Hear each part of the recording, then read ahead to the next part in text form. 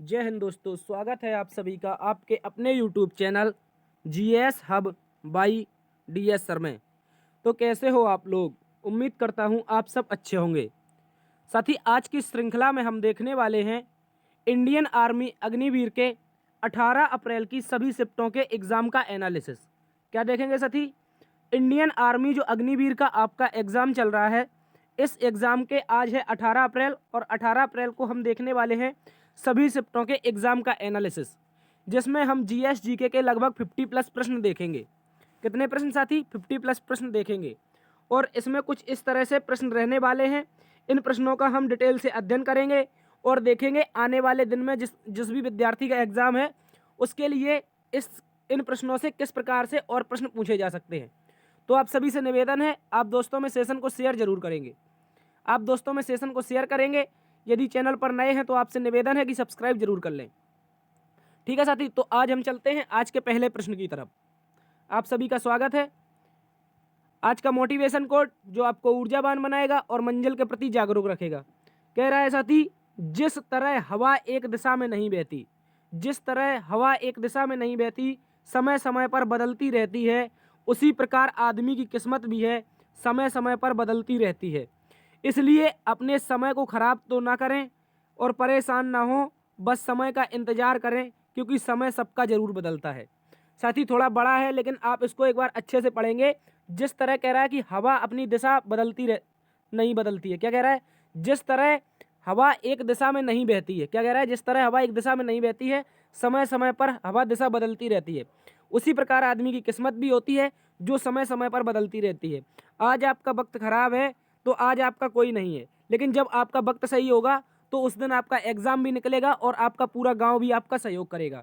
ठीक है, तो इसी को याद रखेंगे। इसलिए समय को खराब ना करें, परेशान ना हो, बस समय का इंतजार करें, आपका समय जरूर बदलेगा।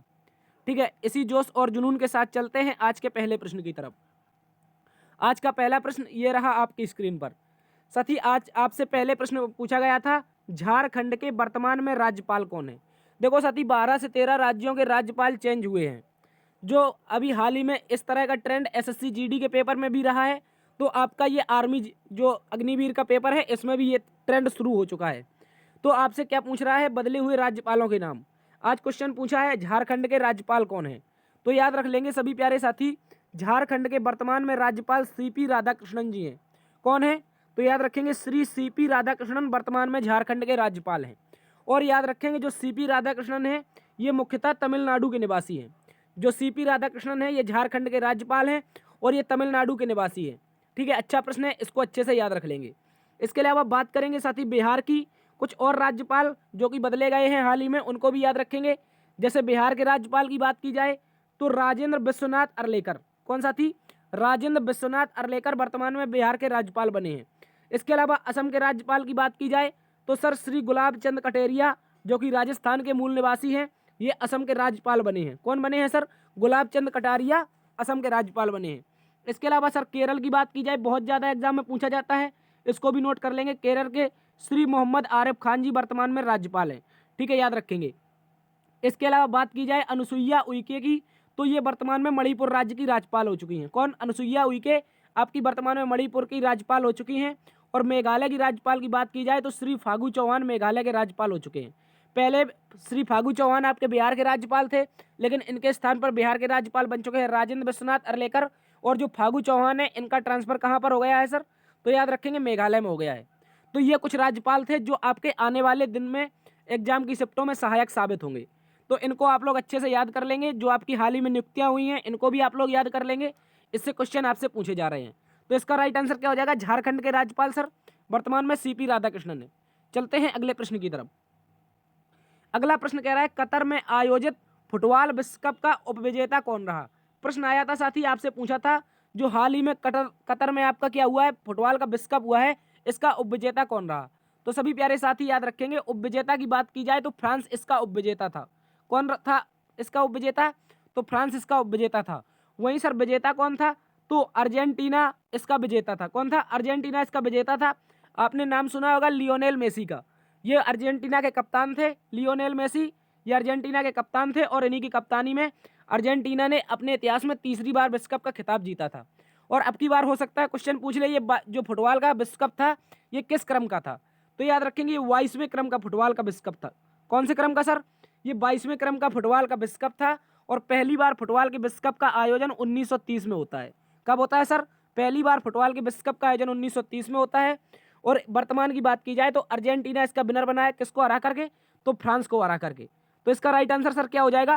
फ्रांस इसका उपविजेता रहा। अच्छा प्रश्न है, इसको आप लोग याद रखेंगे। चलते हैं अगले प्रश्न की तरफ। अगला प्रश्न कह रहा था 2023 में महिला क्रिकेट विश्व कप की मेजबानी किस देश ने की? देखो साथी, इससे दो क्वेश्चन बने थे। एक पहली शिफ्ट में आया था कि महिला विश्व कप की मेजबानी किसने की। इसके अलावा एक और दूसरी शिफ्ट या थर्ड शिफ्ट में आया था कि जो महिला विश्व कप है इसका उपविजेता कौन रहा। तो हम दोनों प्रश्न डिस्कस करेंगे। देखो, अगर मेजबानी की बात की जाए सर किसने की, तो इसकी मेजबानी आपकी दक्षिण अफ्रीका ने की थी। किसने? दक्षिण अफ्रीका ने। और एक और क्वेश्चन पूछा गया था कि उपविजेता कौन बना। क्या पूछा था? उपविजेता। तो यहाँ पर क्या लिखा है आप लोग देखो, यहाँ से गौर से देखेंगे। फाइनल में मेजबान दक्षिण अफ्रीका को हराकर, किसको? तो इसका उपविजेता कौन हो जाएगा? आपका दक्षिण अफ्रीका। फाइनल में मेजबान दक्षिण अफ्रीका को हराकर ऑस्ट्रेलिया ने अपना छठी बार यह खिताब जीता था। तो एक अच्छा प्रश्न, इसको याद रखेंगे। ऑस्ट्रेलिया के द्वारा किसको हराया गया सर? दक्षिण अफ्रीका को। और जो टीम फाइनल में हारती है वो उपविजेता या फिर रनर अप कहलाती है। तो इसका दोनों का राइट आंसर क्या हो जाएगा? दक्षिण अफ्रीका। दक्षिण अफ्रीका में इसका आयोजन हुआ था और यही इसका उपविजेता रहा था। ठीक है, तो दोनों क्वेश्चन ये आप लोग याद रखेंगे। और अगली बार पूछ सकता है विजेता कौन रहा, तो इसको भी नोट कर लेंगे। ऑस्ट्रेलिया इसका विजेता रहा। अच्छा प्रश्न है। ठीक है, चलते हैं अगले प्रश्न की तरफ। अगला प्रश्न कह रहा है भारत के वर्तमान में महान्यायवादी कौन है। इस तरह से क्वेश्चन आया था, या तो सर बच्चे ने बताया कि महान्यायवादी था, या तो आपका महालेखा नियंत्रक परीक्षक था, या लेखा महानियंत्रक था। तो इन सभी का हम डिस्कस करेंगे। ठीक है, देखो, अगर भारत के वर्तमान महान्यायवादी की बात की जाए साथी, महान्यायवादी वर्तमान में कौन है? Attorney general. कौन? अटॉर्नी जनरल आर वेंकट रमणी है। कौन है सर? आर वेंकट रमणी वर्तमान में भारत के महान्यायवादी हैं। और इनका अनुच्छेद 76 रहता है, ये भी याद रखेंगे। महान्यायवादी का अनुच्छेद कौन सा होता है? 76। इसके अलावा बात करेंगे नियंत्रक एवं महालेखा परीक्षक की। किसकी सर? नियंत्रक एवं महालेखा परीक्षक यानी कि सीएजी की। Controller and auditor general. कौन sir? Controller and auditor general की बात करें तो वर्तमान में श्री गिरीश चंद्र मुर्मू। कौन? इंपॉर्टेंट प्रश्न याद रखेंगे। श्री गिरीश चंद्र मुर्मू जी वर्तमान में क्या है? आपके नियंत्रक एवं महालेखा परीक्षक। और इनके अनुच्छेद की सर बात की जाए तो 148 से लेकर के, कहां से? 148 से लेकर के 151 तक ये रहता है। ठीक है, अनुच्छेद 148 से 151 तक आपका सीएजी यानी कि नियंत्रक एवं महालेखा परीक्षक ये रहता है और वर्तमान में गिरीश चंद्र मुर्मू है। इसके अलावा सर एक और क्वेश्चन बनता है, हाल ही में करंट अफेयर की दृष्टि से ये चर्चा में रहा था कि भारत के वर्तमान में महालेखा नियंत्रक कौन है। कौन? क्वेश्चन याद रखेंगे, वर्तमान में महालेखा नियंत्रक यानी कि controller general auditor. Controller general auditor कौन है सर? तो श्री एस दुबे। याद रखेंगे, श्री एस दुबे हाल ही में भारत के नियंत्रक एवं महालेखा नियंत्रक बने हैं, जो कि भारती दास के स्थान पर बने।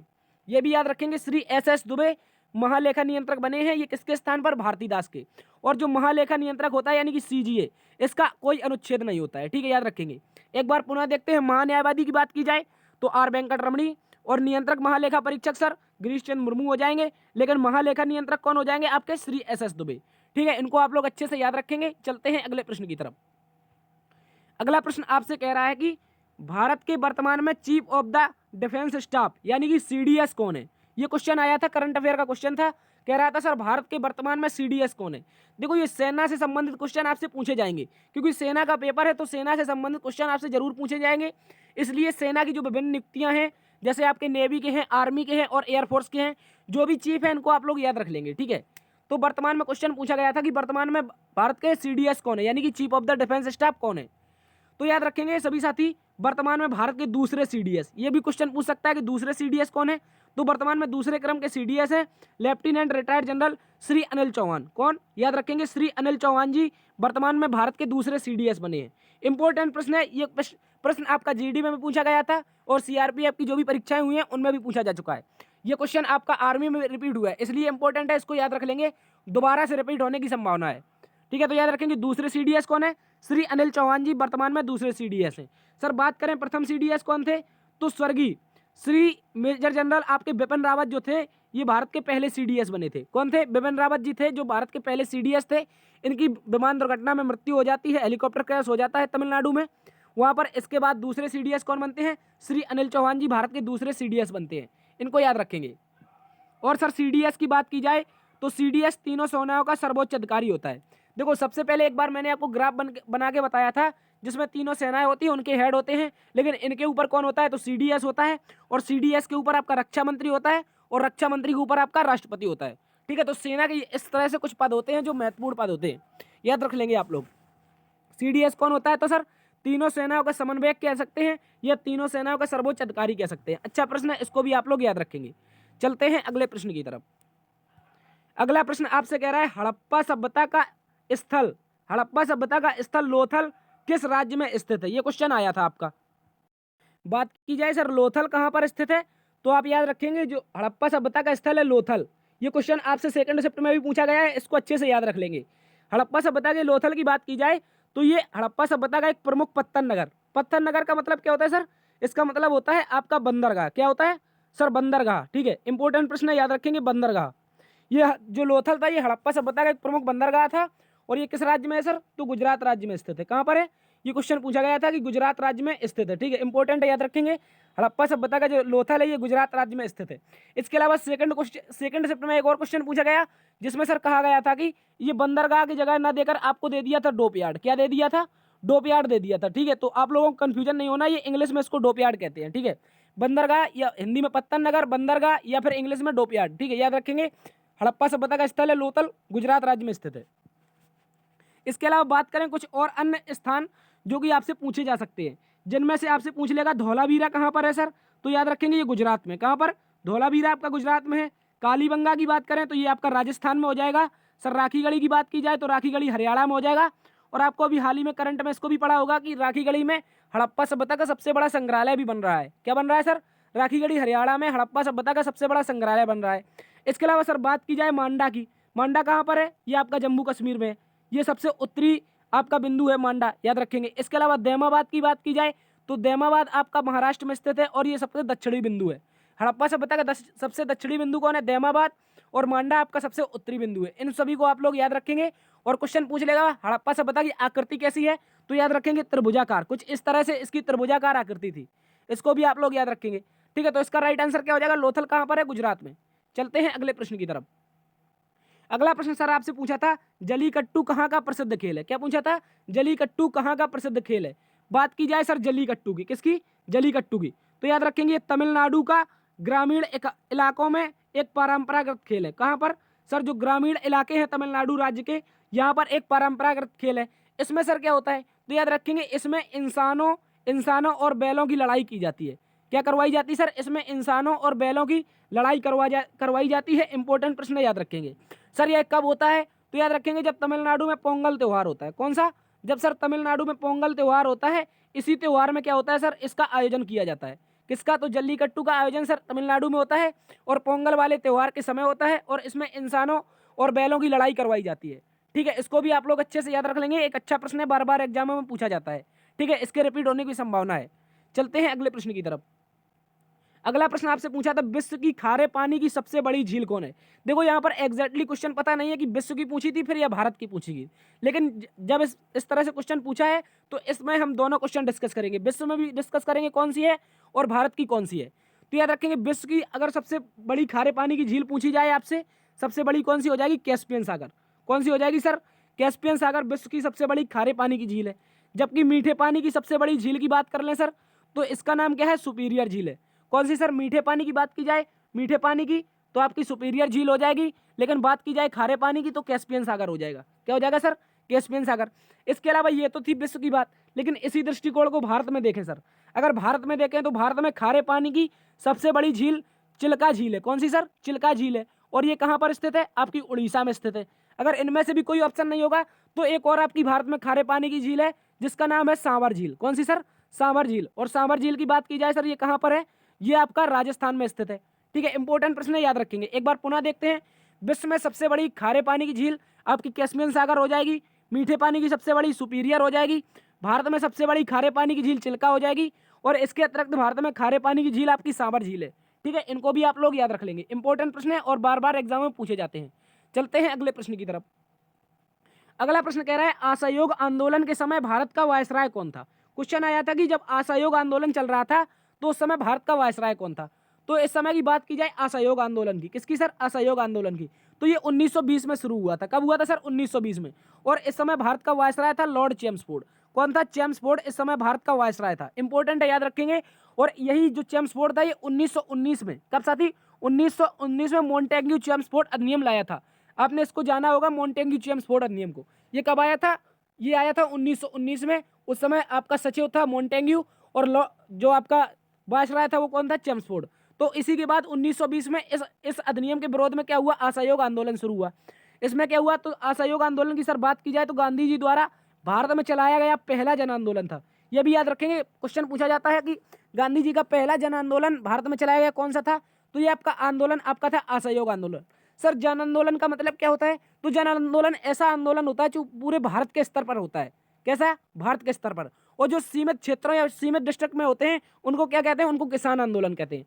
जैसे आपका चंपारण हुआ था, अहमदाबाद हुआ था, या फिर आपका खेड़ा हुआ था। ये सारे के सारे जितने भी थे ये किसान आंदोलन थे। लेकिन जन आंदोलन की बात की जाए सर तो आपका सविनय अवज्ञा होगा, भारत छोड़ो हो गया, और आपका असहयोग हो गया। ये सारे के सारे देश के स्तर पर होने वाले आंदोलन थे। तो आप लोग याद रखेंगे पहला जन आंदोलन कौन था? असहयोग आंदोलन था। और एक क्वेश्चन यहाँ पर और बनता है, याद रखेंगे, जिस दिन असहयोग आंदोलन शुरू हुआ था उसके पहले ही दिन बाल गंगाधर तिलक जी की मुंबई में मृत्यु हो गई थी। ये क्वेश्चन आप लोग याद रखेंगे, बाल गंगाधर तिलक जी की मुंबई में मृत्यु हुई थी। ठीक है, याद रखेंगे कहां पर सर हुई थी? तो मुंबई में बाल गंगाधर तिलक की मृत्यु हो गई थी जिस दिन आपका असहयोग आंदोलन शुरू हुआ था। और इनकी मृत्यु का कारण क्या बताया जाता है? तो बताया जाता है कि इनको निमोनिया हो गया था। क्या हो गया था सर? बाल गंगाधर तिलक जी को निमोनिया हो गया था। ठीक है, याद रखेंगे। चलते हैं अगले प्रश्न की तरफ। इसका आंसर क्या हो जाएगा? असहयोग आंदोलन के समय आपका वायसराय कौन था? तो लॉर्ड चेम्सफोर्ड था। ठीक है, अगला प्रश्न साथी पूछा गया था, कावारत्ती कहां पर स्थित है? क्या पूछा गया था? कावारत्ती कहां पर स्थित है? बात की जाए सर कावारत्ती की, क्या पूछा जाए आपसे? बात की जाए कावारत्ती की तो ये भारत के सबसे छोटे केंद्र शासित प्रदेश, देखो सबसे छोटे केंद्र शासित प्रदेश लक्षद्वीप की राजधानी है। किसकी साथी? लक्षद्वीप की राजधानी। और ये क्वेश्चन सेकंड शिफ्ट में पूछा गया था कि साथी भारत का सबसे छोटा केंद्र शासित प्रदेश कौन सा है? सर आपसे पूछा गया था जो आपका सबसे छोटा केंद्र शासित प्रदेश है ये कौन सा है? ये सेकंड शिफ्ट में पूछा गया था। इसको भी याद रखेंगे। तो एक तीर से दो निशाने, यानी कि एक ही क्वेश्चन में दो क्वेश्चन हो गए। देखो कावारत्ती कहां पर स्थित है? तो लक्षद्वीप में स्थित है। और लक्षद्वीप क्या है? भारत का सबसे छोटा केंद्र शासित प्रदेश, यानी कि यूनियन टेरिटरी। ठीक है, याद रखेंगे। और लक्षद्वीप की राजधानी क्या है? तो कावारत्ती है। ये भी याद रखेंगे। इसके अलावा बात की जाए लक्षद्वीप के वर्तमान में प्रशासक कौन है? क्या पूछा जाए? बात की जाए वर्तमान में लक्षद्वीप के प्रशासक कौन है? तो श्री प्रफुल्ल पटेल। कौन है? श्री प्रफुल्ल पटेल जी वर्तमान में लक्षद्वीप के शासक हो जाएंगे। ठीक है, तो आप लोग इन तीनों क्वेश्चनों को याद रखेंगे। पहला तो कावारत्ती कहां पर स्थित है सर? ये कावारत्ती आपका सबसे छोटे केंद्र शासित प्रदेश लक्षद्वीप में हो जाएगी। और लक्षद्वीप के वर्तमान में प्रशासक कौन है? तो श्री प्रफुल्ल पटेल इसके प्रशासक हैं। ठीक है, याद रखेंगे। ये क्वेश्चन आगे भी पूछा जा सकता है। चलते हैं अगले प्रश्न की तरफ।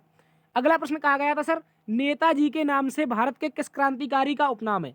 क्या पूछा गया था? जो नेताजी है ये भारत के किस क्रांतिकारी का उपनाम है? ये क्वेश्चन आपसे पूछा गया था। तो सभी को पता होगा नेताजी सुभाष चंद्र बोस। कौन? भारत के क्रांतिकारी थे नेताजी सुभाष चंद्र बोस। इन्हीं को नेताजी के नाम से जाना जाता था। सुभाष चंद्र बोस जी कौन थे? भारत के क्रांतिकारी थे। इंपॉर्टेंट है, याद रखेंगे।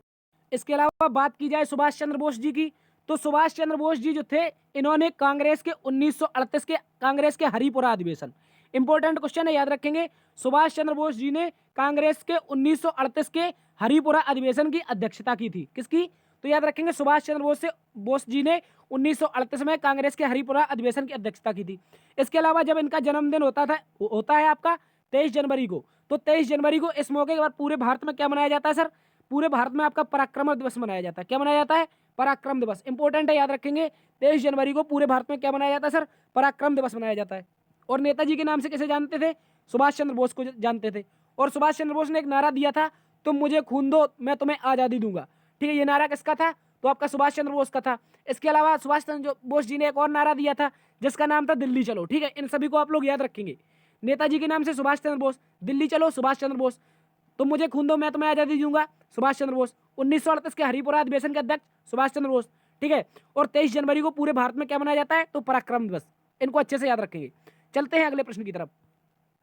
अगला प्रश्न पूछा गया था हरीमो शक्ति। क्या पूछा गया था? हरीमो शक्ति युद्धाभ्यास किन दो देशों के मध्य होता है? क्या पूछा था? हरीमो शक्ति जो सती युद्धाभ्यास है ये किन दो देशों के मध्य होता है? तो बात की जाए हरीमो शक्ति युद्धाभ्यास की तो भारत और मलेशिया की सेनाओं के बीच। किस किस के मध्य सर? भारत और मलेशिया की सेनाओं के बीच ये होता है आपका हरीमो शक्ति। और ये संयुक्त सेना अभ्यास है। कैसा है सर? संयुक्त सेना अभ्यास, यानी कि इसमें सभी सेनाएं भाग लेती हैं। इसके अलावा बात की जाए सर, इसका आयोजन 2012 में शुरू किया गया था। कब शुरू किया गया था हरिमो शक्ति का? 2012 में इसका आयोजन शुरू किया गया था। इसके अलावा प्रतिवर्ष एक बार होता है, ये भी याद रखेंगे, ठीक है। हरिमो शक्ति युद्धाभ्यास आपका प्रतिवर्ष एक बार होता है, भारत और मलेशिया के मध्य होता है, संयुक्त सेना का एक ये युद्धाभ्यास है, ठीक है, याद रखेंगे। इसके अलावा सिलीनेक्स की बात करें तो भारत श्रीलंका, क्या बात की जाए? सिलीनेक्स, तो श्रीलेक्स में श्रीलंका इंडिया, ठीक है। इसके अलावा बात की जाए सिटमैक्स की, किसकी? सिटमैक्स की। सिटमैक्स में क्या हो जाएगा? इंडिया सिंगापुर थाईलैंड, सिटमैक्स हो जाएगा, ठीक है। सिम्बैक्स की बात की जाए तो सिम्बैक्स इंडिया और सिंगापुर हो जाएगी, ठीक है, इंडियापुर नहीं होगा, सिंगापुर और इंडिया हो जाएगा सिटमैक्स। और सिम्बैक्स और सिटमैक्स की बात की जाए तो इंडिया सिंगापुर थाईलैंड, और सिलीनेक्स की बात की जाए तो श्रीलेक्स इंडिया श्रीलंका हो जाएगा, ठीक है, याद रख लेंगे। चलते हैं अगले प्रश्न की तरफ। अगला प्रश्न सर पूछा था आपसे, भारत में लिंगानुपात का निर्धारण कैसे किया जाता है? क्या कह रहा था सर? भारत में लिंगानुपात का निर्धारण कैसे किया जाता है? तो याद रखेंगे प्रति 1000 पुरुषों पर महिलाओं की संख्या से लिंगानुपात का निर्धारण होता है। क्या होता है सर? भारत में यानी कि कहीं भी प्रति 1000 पुरुषों पर महिलाओं की जो संख्या होती है उससे क्या कहते हैं? उसे लिंगानुपात कहते हैं। और इसमें सर क्या होता है? बात की जाए सर्वाधिक लिंगानुपात की तो केरल राज्य में, ठीक है, सर्वाधिक लिंगानुपात सर कहाँ पर है? तो केरल राज्य में है। और इसके अलावा सबसे कम कहाँ पर है? तो हरियाणा में है। इंपॉर्टेंट प्रश्न है, आप लोग याद रख लेंगे, सर्वाधिक लिंगानुपात आपका केरल में और सबसे कम कहाँ पर सर? हरियाणा में हो जाएगा, ठीक है। और प्रति 1000 पुरुषों पर महिलाओं की संख्या को क्या कहते हैं? लिंगानुपात कहते हैं। चलते हैं अगले प्रश्न की तरफ। अगला प्रश्न कह रहा था सर, किसी वस्तु को ऊपर की ओर उछालने पर वह नीचे की ओर आती है। किसी वस्तु को ऊपर की ओर उछाला जाता है तो वह नीचे की ओर आती है, क्यों? ऐसा क्यों होता है? तो देखो यहाँ पर ऑप्शन दो प्रकार से दे सकता है आपको। या तो आपको भार दे देगा, क्या देगा सर? भार दे देगा। या फिर आपको देगा यहाँ पर ग्रेविटी, क्या देगा? गुरुत्वाकर्षण देगा, ठीक है। तो ये बात करें, जब किसी गेंद या फिर वस्तु के ऊपर की ओर उछाला जाता है तो वह पृथ्वी के गुरुत्वाकर्षण के कारण, किसके कारण? पहला तो आंसर क्या हो जाएगा आपका? गुरुत्वाकर्षण हो जाएगा, ठीक है, याद रखेंगे। गुरुत्वाकर्षण के कारण पृथ्वी की ओर वापस आती है। परंतु कभी कभी ऑप्शन में आपको क्या नहीं देता है? गुरुत्वाकर्षण नहीं देता है। तो इसका राइट आंसर आप लगाएंगे भार। क्या लगाएंगे सर? भार, ठीक है, याद रखेंगे। जब गुरुत्वाकर्षण ऑप्शन में नहीं होगा तो कोई भी वस्तु जब ऊपर से नीचे की ओर आएगी तो भार के कारण आएगी, ठीक है, याद रखेंगे। और जहां पर ग्रेविटी होगी तो ग्रेविटी के कारण तो ऑब्वियसली आएगी। ऑप्शन में ग्रेविटी होगा तो ग्रेविटी लगाएंगे, ठीक है। यदि नहीं होगा तो क्या लगाएंगे? भार लगाएंगे, ठीक है। अच्छा प्रश्न है, फिजिक्स का बहुत ज्यादा पूछे जाने वाला प्रश्न। चलते हैं अगले प्रश्न की तरफ। अगला प्रश्न कह रहा था, कूबड़ किस जानवर में होता है? क्या कह रहा था सर? जो कूबड़ होता है ये किस जानवर में पाया जाता है? सर कूबड़ की बात की जाए तो आप सभी को पता होगा, ऊंट के पीठ पर पाया जाने वाला एक अंग होता है शरीर का। क्या होता है? ऊंट के पीठ पर पाया जाने वाला शरीर का एक अंग होता है, यानी कि शरीर का एक भाग होता है। और बात की जाए ऊंट की पीठ में, इसमें क्या होता है? इसमें चर्बी जो होती है इसको संग्रहित करके रखता है। क्या करता है? ये चर्बी को संग्रहित करके रखता है। इससे सर क्या होता है? देखो, जब ऊंट आपका चलता है रेगिस्तान में, और रेगिस्तान में आपका पानी और चारा तो बहुत कम मिलता है, इसी कारण ऊंट इसमें क्या करता है? जब भी आपका पानी या चारा खाएगा तो इसमें चर्बी को संग्रहित करके रख लेता है। कहाँ पर? कूबड़ में। और इसी कारण ऊंट जब आपातकाल में होता है तो ये ढेर सारी जो ऊर्जा होती है इससे प्राप्त कर लेता है। देखो, जो आपका कूबड़ होता है इसमें सबसे पहले तो ये क्या करता है? चर्बी को संग्रहित करता है। और जब आपातकाल के समय जब इसको भोजन नहीं मिलता है या पानी नहीं मिलता है तो इसमें क्या करता है? ये ऊर्जा को संग्रहित कर लेता है। और जब पानी भोजन की कमी हो जाती है तो इसी ऊर्जा से काम चलाकर जिंदा रहता है, ठीक है, याद रखेंगे। यही कारण है कि रेगिस्तान का जहाज किसे कहा जाता है? आपके ऊंट को कहा जाता है, ठीक है, याद रखेंगे। कूबड़ इसमें पाया जाता है, इसमें चर्बी को संग्रहित करके रखता है। चलते हैं अगले प्रश्न की तरफ। अगला प्रश्न सर आपसे पूछा था, भोर का तारा। क्या पूछा था? भोर का तारा या फिर क्या कह रहा था? भोर का तारा किसे कहते हैं, ठीक है। बात की जाए सर भोर के तारा की तो भोर का तारा पूछ ले या फिर आपसे पूछ ले सांझ का तारा। देखो, जब हम सुबह जगते हैं तो भी हमको शुक्र ग्रह दिखाई देता है, बहुत चमकीला तारा। इसके अलावा जब शाम होती है तो भी आपका पश्चिम दिशा में आपका बहुत ज्यादा चमकीला ग्रह दिखाई देता है, शुक्र, ठीक है, इसको, ठीक है। इसके अलावा बात की जाए भोर का तारा या फिर सांझ का तारा, ठीक है, इसको किसे कहते हैं? तो सर इसे शुक्र ग्रह को कहते हैं। किसको? शुक्र ग्रह को। और इसको याद रखेंगे, यह सौर मंडल का सबसे चमकीला ग्रह है। शुक्र ग्रह कैसा है सर? सौर मंडल का सबसे चमकीला ग्रह है। एक अच्छा प्रश्न है, इसको भी आप लोग याद रखेंगे, ठीक है। भोर का तारा या सांझ का तारा शुक्र ग्रह, और सौर मंडल का सबसे चमकीला ग्रह दो भी शुक्र ग्रह। और इसके अलावा शुक्र का आकार पृथ्वी के समान है। देखो, शुक्र का आकार पृथ्वी के समान है, यही कारण है कि शुक्र को पृथ्वी की बहन कहते हैं। देखो, आप सभी को पता होगा कि पृथ्वी की बहन तो शुक्र है, लेकिन ये कारण पता नहीं होगा कि क्यों है। तो याद रखेंगे, जो शुक्र है इसका आकार जो है ये पृथ्वी के लगभग समान है, इसी कारण इसे क्या कहते हैं? शुक्र को पृथ्वी की बहन कहते हैं, ठीक है, याद रखेंगे। इंपॉर्टेंट प्रश्न है, इसको अच्छे से याद रख लेंगे। चलते हैं अगले प्रश्न की तरफ। अगला प्रश्न आपसे आया था सर, किसी ने बताया था कि इसमें एक नर युग्मक पूछा था, मादा युग्मक दो थे और उसमें ए बी करके ऐसे कुछ था। तो याद रखेंगे, कुछ इस तरह से क्वेश्चन आपसे हो सकता है पूछा गया होगा। ये किसी बच्चे की थिंक के अनुसार है, ठीक है, याद रखेंगे। तो उसने बताया सर कि मादा युग्मक अंडाणु होता है, ये क्वेश्चन आया था। तो ये याद रखेंगे, जो मादा युग्मक होता है ये आपका अंडाणु ही होता है, ठीक है। और नर युग्मक की बात की जाए, नर युग्मक क्या होता है सर? नर युग्मक आपका शुक्राणु होता है। क्या होता है? देखो, मादा युग्मक अंडाणु होता है और नर युग्मक शुक्राणु होता है। जब ये दोनों फर्टिलाइजेशन करते हैं तो इससे क्या बनता है? बच्चा बनता है, ठीक है, याद रखेंगे। मादा युग्मक अंडाणु और आपका नर युग्मक क्या होता है? शुक्राणु। तो मतलब यानी कि दोनों के दोनों सही है आपके। तो इसमें कौन सा ऑप्शन है? तो यानी कि 1 और 2 दोनों सही है सर, 1 और 2 दोनों सही है, ठीक है। इस तरह से आप लोग इसको याद रख लेंगे। इस तरह से क्वेश्चन किसी ने बताया कि आया था सर, ठीक है। मादा युग्मक अंडाणु होता है और नर युग्मक शुक्राणु होता है, दोनों के दोनों सही आंसर है, इसको अच्छे से याद रखेंगे। चलते हैं अगले प्रश्न की तरफ। अगला प्रश्न पूछा था निम्नलिखित में से कौन सी धातु, ऐसे ऑप्शन था कुछ, पूछा था कौन सा आपका ऊष्मा का सुचालक है? किसका सर? ऊष्मा का सुचालक पूछा था यहाँ पर। निम्नलिखित में से एग्जैक्टली ऑप्शन नहीं मिल पाए हैं, तो जो जो आपके ऊष्मा के सुचालक हैं वो ऑप्शन आपके लिए लेकर आए हैं, ठीक है।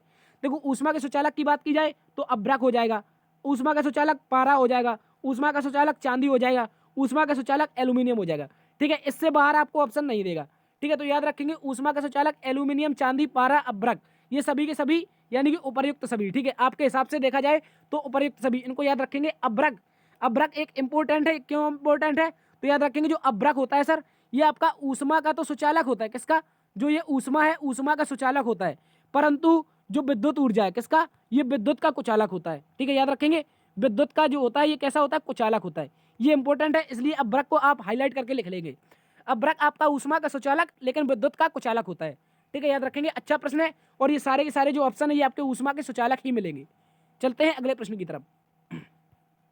अगला प्रश्न आपसे पूछा था टार्टरिक अम्ल किसमें पाया जाता है? देखो, ये कल का रिपीटेड क्वेश्चन है, और इस बार ऑप्शन में आपको ना तो इमली दिया था, ना अंगूर दिया था, ना केला दिया था। इस बार ऑप्शन में आपको दिया था कच्चा आम। क्या दिया था? कच्चा आम, कच्चा आम दिया था, ठीक है, कच्चा बादाम नहीं। याद रखेंगे, कच्चा आम इस बार दिया गया था आपको। तो इसमें इमली देखा जाए, अंगूर देखा जाए या केला, इन सभी में टार्टरिक अम्ल पाया जाता है। इसके अलावा जो कच्चा आम है इसमें भी आपका टार्टरिक अम्ल पाया जाता है। इंपॉर्टेंट प्रश्न है, आप लोग याद रखेंगे। इसका राइट आंसर क्या हो जाएगा? कच्चा आम हो जाएगा, ठीक है। चलते हैं अगले प्रश्न की तरफ। अगला प्रश्न आपसे पूछा था ऐसे पदार्थ जो स्वाद में कड़वे होते हैं तथा उनकी प्रकृति अम्लीय नहीं होती है। कैसी? अम्लीय, यानी एसिड में नहीं होते हैं। और ऐसे पदार्थ कौन से हैं जो स्वाद में कैसे होते हैं? कड़वे होते हैं। तो कड़वे की बात की जाए तो कड़वे पदार्थ एक ही होते हैं, उन्हें क्या कहते हैं? क्षार कहते हैं। क्या कहते हैं सर?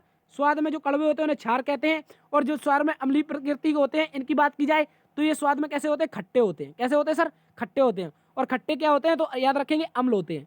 अम्ल खट्टे होते हैं, जबकि क्षार कैसे होते हैं? कड़वे होते हैं, ठीक है, याद रखेंगे। और पीएच स्केल में देखा जाए तो क्षार का मान 7 से अधिक होता है। कैसे? 7 प्लस होता है, लेकिन जो अम्ल होता है इसका 7 माइनस, 7 से कम होता है, ठीक है। इंपॉर्टेंट प्रश्न है, याद रखेंगे। कड़वे क्षार और जो आपके खट्टे होते हैं वो क्या होते हैं? अम्ल होते हैं। पीएच स्केल की बात की जाए तो 7 से ऊपर जो होते हैं वो क्षार होते हैं, और जो 7 से कम होते हैं वो क्या होते हैं सर? आपके जो आपके 7 से कम होंगे वो अम्ल होंगे, ठीक है, याद रखेंगे। इसका एग्जैक्टली ऑप्शन नहीं मिल पाया, इसलिए आप लोग इनको याद रख लेंगे। चलते हैं अगले प्रश्न की तरफ। अगला प्रश्न आपसे कह रहा है एमपी का पूर्ण रूप क्या है? क्या पूछा था सर? एमपी का पूर्ण रूप क्या है? एमपी की बात की जाए तो सर मेंबर ऑफ पार्लियामेंट। क्या बात की जाए? ऑप्शन के हिसाब से तो आपका ऑप्शन हो जाएगा मेंबर ऑफ पार्लियामेंट, यानी कि जो आपका सांसद होता है। क्या होता है? सांसद। सांसद जैसे कि आपके मोदी जी हैं, आपके क्षेत्र का भी कोई ना कोई सांसद होगा। तो इस प्रकार से जो सांसद होता है उसको कहते हैं इंग्लिश में मेंबर ऑफ पार्लियामेंट, और शॉर्ट में इसी को क्या कहते हैं? एमपी कहते हैं, याद रखेंगे। वर्तमान में आपके बहुत सारे सांसद हैं, इसमें वर्तमान में सरकार भी आप याद रखेंगे, इस मुद्दे पर नहीं जाएंगे, ठीक है। एमपी की बात की जाए तो इसका पूर्ण रूप हो जाएगा मेंबर ऑफ पार्लियामेंट, ठीक है। अच्छा प्रश्न है, इसको भी याद रखेंगे। चलते हैं अगले प्रश्न की तरफ। अगला प्रश्न कह रहा था किस नियम के अनुसार आपतन कोण और परावर्तन कोण आपस में बराबर होते? क्या कह रहा था सर? जो ऐसा कौन सा नियम है जिसके अनुसार आपके आपतन कोण और परावर्तन कोण बराबर होते हैं?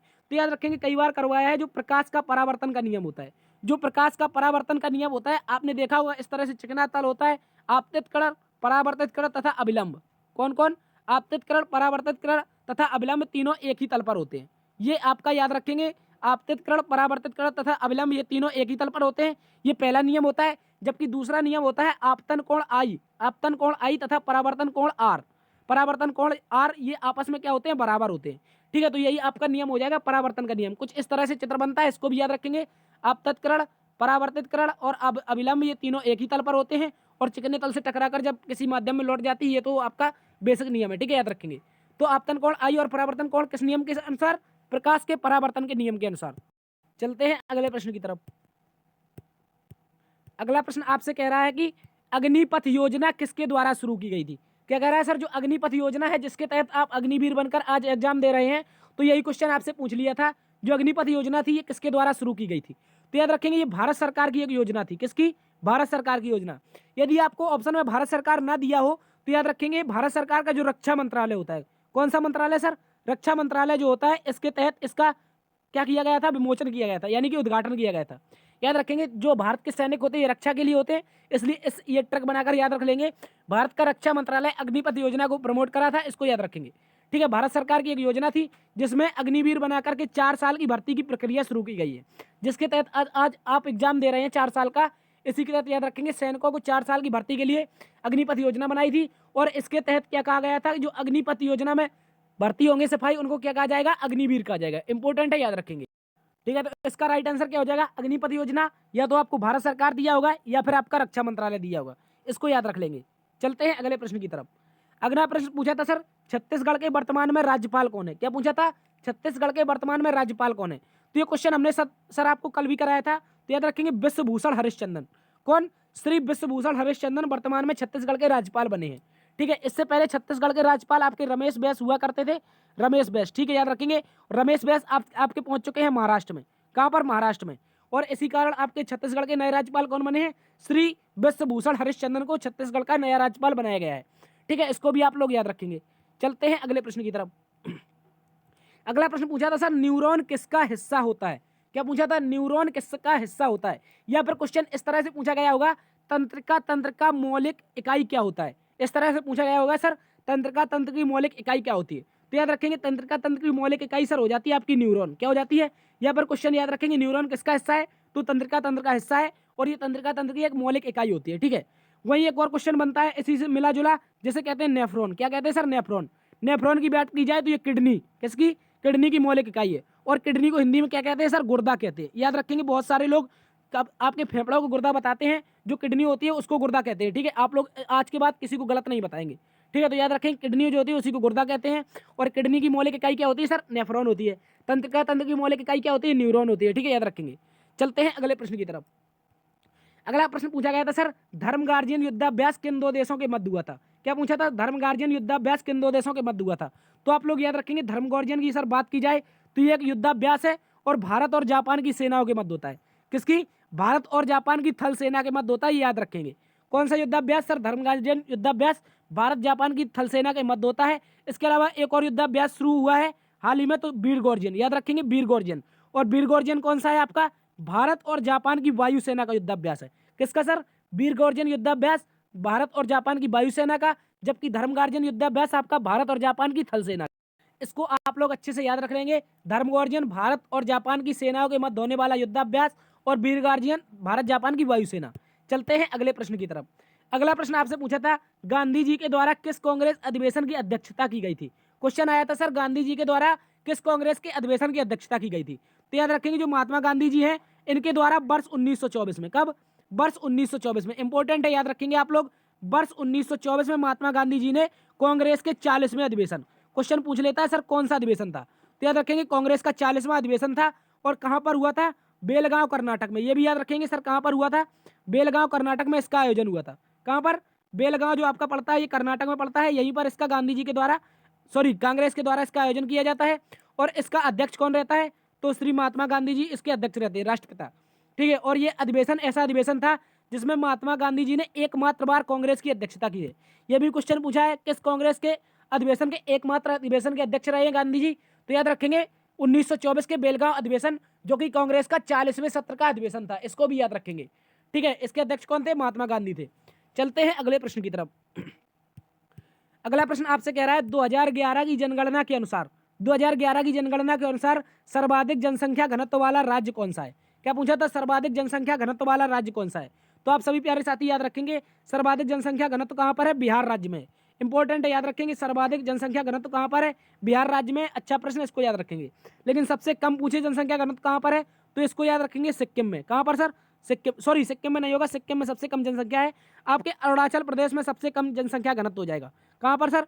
अरुणाचल प्रदेश में। अरुणाचल प्रदेश में प्रति वर्ग किलोमीटर में मात्र 17 व्यक्ति रहते हैं। कितने व्यक्ति सर? 17 व्यक्ति रहते हैं मात्र ठीक है, याद रखेंगे। सबसे कम जनसंख्या घनत्व कहाँ पर है? अरुणाचल प्रदेश में। और बिहार में सबसे ज़्यादा है, इसको भी याद रखेंगे। और इसके अलावा सर याद रखेंगे सिक्किम में सबसे कम जनसंख्या थी। ठीक है, चलते हैं अगले प्रश्न की तरफ। अगला प्रश्न आपसे पूछा था, गिद्धा किस राज्य का एक प्रसिद्ध लोक नृत्य है? क्या पूछा था सर? गिद्धा किस राज्य का एक प्रसिद्ध लोक नृत्य है? तो याद रखेंगे गिद्धा जो लोक नृत्य है सर, ये मुख्य रूप से पंजाब की महिलाओं के द्वारा किया जाता है। किसके द्वारा? सर पंजाब की महिलाओं के द्वारा किया जाने वाला एक लोक नृत्य है, इंपॉर्टेंट है, याद रखेंगे। और प्रमुख लोक नृत्य ये भी याद रखेंगे। इसके अलावा पंजाब में क्या होता है, तो एक भांगड़ा लोक नृत्य आपने खूब सुना होगा, ये भी चढ़दे भांगड़ा वाले, ठीक है, ये भी सुना होगा, इसको याद रखेंगे। ये कहाँ पर होता है सर? पंजाब में। भांगड़ा और गिद्धा दोनों के दोनों पंजाब के एक लोक नृत्य हैं, इनको भी आप लोग याद रखेंगे। ठीक है, अगला प्रश्न हमसे पूछा था, बौद्ध धर्म में चैत्य को क्या कहा जाता है? क्या पूछा था सर? बौद्ध धर्म में जो चैत्य होता है इसको क्या कहा जाता है? तो चैत्य के कई अर्थ हैं, देखो साथी, इसको हम लोग डिस्कस करेंगे। बौद्ध धर्म में चैत्य क्या है? तो सबसे पहले या तो इसको कह सकते हैं पूजा स्थल। देखो ऑप्शन में आपको या तो पूजा स्थल दिया होगा, या तो आपका दिया होगा बौद्ध धर्म के मंदिर। क्या दिया होगा? बौद्ध धर्म के मंदिर। अगर ये भी नहीं दिया होगा तो ये जरूर दिया होगा बौद्ध धर्म के स्तूप। ठीक है, इन तीन ऑप्शन में से किसी ना किसी आपको कोई ना कोई दिया होगा। देखो बौद्ध धर्म का या तो पूजा स्थल कह सकते हैं, या फिर मंदिर कह सकते हैं, या फिर कह सकते हैं स्तूप। ठीक है, क्या कह सकते हैं सर? या फिर इसी को हम लोग स्तूप कह सकते हैं। ठीक है, तो चैत्य क्या होता है? बौद्ध धर्म का एक पूजा स्थल, मंदिर या स्तूप। ठीक है, इसके अलावा इसकी बात की जाए बाबा साहब भीमराव अंबेडकर की, तो इन्होंने अंतिम समय में क्या अपनाया था? बौद्ध धर्म अपनाया था। इसलिए इनकी जो बौद्ध धर्म में समाधि स्थल है, कौन सा? इनका जो समाधि स्थल है सर, ये कहाँ पर है? ये महाराष्ट्र में है, मुंबई में, और इसे चैत्य भूमि कहा जाता है। क्या कहा जाता है सर? चैत्य भूमि कहा जाता है। ये प्रश्न भी आपसे पूछा जा सकता है। अगले प्रश्न में अगले शिफ्ट में भी पूछा जा सकता है कि जो चैत्य भूमि है कहाँ पर होती है? तो याद रखेंगे महाराष्ट्र में है, और बाबा साहब भीमराव अंबेडकर की क्या है? आपकी जन्मस्थली है। इंपॉर्टेंट प्रश्न है, इसको भी आप लोग याद रख लेंगे। चलते हैं अगले प्रश्न की तरफ। अगला प्रश्न पूछा था सर, दांडी मार्च कहाँ से कहाँ के मध्य शुरू हुआ था? सर दांडी मार्च की बात की जाए तो वर्ष 1930 में, याद रखेंगे वर्ष 1930 में महात्मा गांधी जी ने 78 लोगों के साथ, ये भी क्वेश्चन याद रखेंगे, जब ज्यादा ही टफ करेगा तो पूछेगा कितने लोग थे, तो सारे के सारे डाउट आपके आज ही क्लियर हो जाएंगे।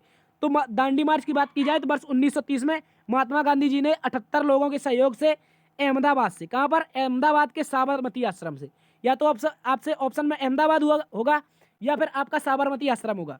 तो अहमदाबाद के साबरमती आश्रम से नवसारी, गुजरात का एक जिला पड़ता है नवसारी, नवसारी के दांडी तक, कहाँ तक? नवसारी के दांडी तक, इसको गुजरात में ही नमक कानून तोड़ने के लिए शुरू किया था। तो जो आपका दांडी मार्च था ये 78 लोगों के साथ 1930 में साबरमती आश्रम से नवसारी के दांडी तक चला था, जिसमें गांधी जी ने नमक कानून तोड़ा था। और इसी के साथ क्या हुआ था? इस दौरान गांधी जी ने 390 किलोमीटर या फिर 240 मील, ठीक है याद रखेंगे 240 मील या 390 किलोमीटर की पैदल यात्रा पूरी की थी। किसने? तो महात्मा गांधी जी ने। इंपॉर्टेंट प्रश्न है, इसको भी आप लोग याद रखेंगे। चलते हैं अगले प्रश्न की तरफ। अगला प्रश्न पूछा था, भारत का सबसे छोटा केंद्र शासित प्रदेश। देखो अभी हमने डिस्कस किया था कौन सा है? लक्षद्वीप है। ठीक है, इसका राइट आंसर क्या हो जाएगा? लक्षद्वीप इसका राइट आंसर हो जाएगा। चलते हैं अगले प्रश्न की तरफ। अगला प्रश्न सर पूछा था, टिहरी बांध किस नदी पर स्थित है? क्या पूछा था? टिहरी बांध किस नदी पर स्थित है? तो सर टिहरी बांध की बात की जाए तो ये उत्तराखंड में स्थित है। कहाँ पर? सर उत्तराखंड में स्थित है, और भागीरथी नदी पर। याद रखेंगे उत्तराखंड में जो गंगा नदी होती है, गंगा बनने से पहले जो आपकी एक नदी, गंगा नदी की शाखा होती है जिसे हम भागीरथी कहते हैं, भागीरथी नदी पर स्थित है आपका टिहरी बांध। इंपॉर्टेंट प्रश्न याद रखेंगे, टिहरी बांध भारत का सबसे ऊंचाई पर स्थित बांध है। याद रखेंगे भारत का सबसे ऊंचाई पर स्थित। देखो यहाँ पर दो प्रश्न बनते हैं, सबसे ऊंचा बांध की बात की जाए तो भाखड़ा नागल, लेकिन सबसे ऊंचाई पर स्थित बांध की बात की जाए तो भागीरथी पर आपका टिहरी बांध है। याद रखेंगे ये ग्रेविटेशनल हाइट पर सबसे ऊंचा बांध है भारत का, याद रखेंगे। ठीक है, चलते हैं अगले प्रश्न की तरफ। अगला प्रश्न आपसे कह रहा है, एमएलए का पूर्ण रूप क्या है? क्या कह रहा है सर? एमएलए का पूर्ण रूप क्या है? देखो अभी हमने पूछा था एमपी का, तो मेंबर ऑफ पार्लियामेंट था, लेकिन एमएलए की बात की जाए तो मेंबर ऑफ लेजिस्लेटिव असेंबली, यानी कि मेंबर ऑफ लेजिस्लेटिव असेंबली। याद रखेंगे, इंपॉर्टेंट है। विधानसभा का जो आपका विधायक होता है, क्या होता है? विधायक। विधायक, चाचा विधायक हैं कहते नहीं लोग, चाचा हमारे विधायक हैं, तो उसी प्रकार से जो चाचा विधायक होते हैं ये आपके मेंबर ऑफ लेजिस्लेटिव असेंबली, यानी कि इनको क्या कहते हैं? एमएलए कहते हैं। ठीक है, याद रखेंगे। साउथ की फिल्मों में इस तरह से ये शब्द बहुत यूज किया जाता है, मेरे चाचा एमएलए है, ठीक है, लेकिन अपनी फिल्मों में क्या कहता है? चाचा विधायक है। ठीक है, संभल के रहना। तो याद रखेंगे मेंबर ऑफ लेजिस्लेटिव असेंबली क्या होता है सर? विधायक होता है। ये थी आज की क्लास, और इस वर्दी को याद रखना साथी, इस वर्दी का खर्च जरूर चुकाना है आपको। आप लोग दोस्तों में सेशन को शेयर करेंगे। ठीक है, यदि क्लास आपको पसंद आई है, दोस्तों में सेशन को शेयर करेंगे। नए हैं तो चैनल पर प्लीज़ आपसे निवेदन है कि सब्सक्राइब जरूर कर लें। इस तरह के आपके लिए प्रतिदिन एनालिसिस लाते रहेंगे। देखते रहिए जीएस अब बाय डीएस सर। मिलते हैं अगली वीडियो में, तब तक के लिए अपना ख्याल रखना, छोटों को सम्मान करना, बड़ों को प्यार देना। ठीक है, सॉरी, बड़ों को प्यार देना, छोटों का सम्मान करना। मिलते हैं अगली वीडियो में, तब तक के लिए ख्याल रखना। जय हिंद।